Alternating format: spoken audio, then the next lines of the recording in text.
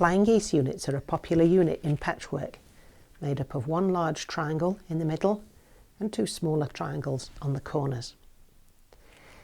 But people are sometimes disappointed because when they stitch them together into a block, they lose this nice point here.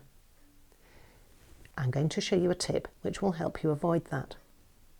The thing to remember is that this, of course, is the seam allowance, which should be caught in the next seam. And if it's in the correct place, then the seam line will go exactly through that point. And that means that when they're stitched together, you'll get a perfect point on your final block. But of course, sometimes we make slight mistakes in our cutting or our stitching or our fabric stretches, and a 1/4 inch seam isn't quite right, and we end up chopping off the point instead. I'm going to exaggerate, but if I made that seam line too far this way, then when that was stitched together, you can see that's how the point gets chopped off.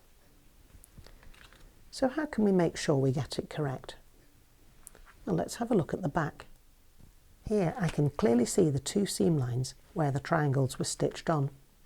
So if I have this flying geese unit on top when I stitch it to the next part of the block, I can make sure that I stitch through the point exactly. And I've got to make sure that I aim for this point here where those two seam lines cross over in the middle. Now that might mean, in fact, that I stitch a seam which is slightly bigger or slightly smaller than a 1/4 inch. Aiming for the crossover point is more important because nobody else except you will see the 1/4 inch seam on the back, and whether it's exactly 1/4 inch, what they will see is the perfect point that you get on the front. So it's better to make these little adjustments if you can. Whether this seam line is visible or not depends on the pressing direction of the seams on the back of the flying geese, because in fact there are 4 different possibilities. Quite often when people start learning patchwork, they're taught to press all the seams behind the darker fabric, as I've done on this one. But you can see that this causes a problem for visibility of that point, because as you can see here, I can see this seam, but I can't see that seam because it's hidden under the seam allowance. This one also has a problem. That front seam there is also hiding the seam underneath, so I can't see the point either. In fact, with good quality patchwork fabrics we have available now, the possibility of a shadow showing through from the darker fabric is very minimal, and what people notice far more is whether you've got good points on the front. So I ignore the press behind the dark fabric rule, and I overrule that with other suggested rules which make it work better for perfect points. So I don't want to do this one, and I don't want to do this one. These two are much better. You can see on this one clearly the 2 crossover lines, and you can also see them on this one. So how do you remember what to do? Well, the important rule here is to make sure that the second seam you stitch should be pressed out towards the small triangle, not in towards the big triangle. Think about in and out rather than dark and light. Oh, and don't think about left and right, by the way, because particularly if you're using quick piecing methods, some of them will have the first seam stitched on the right and some will end up with the first seam stitched on the left. So think about first seam and second seam.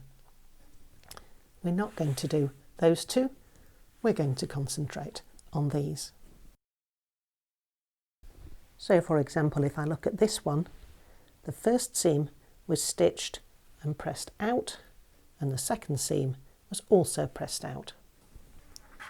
This one had the first seam pressed in, but the second seam was pressed out. So both of those give us a good point to aim for when we're stitching this together into our block. So does it matter which one we choose? There are 3 things that you might like to consider.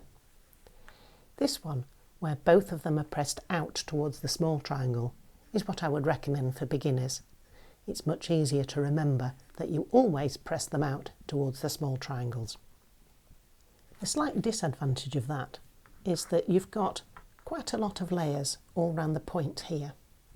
This one is slightly less bulky, so that might be an advantage if you've got slightly coarser fabric.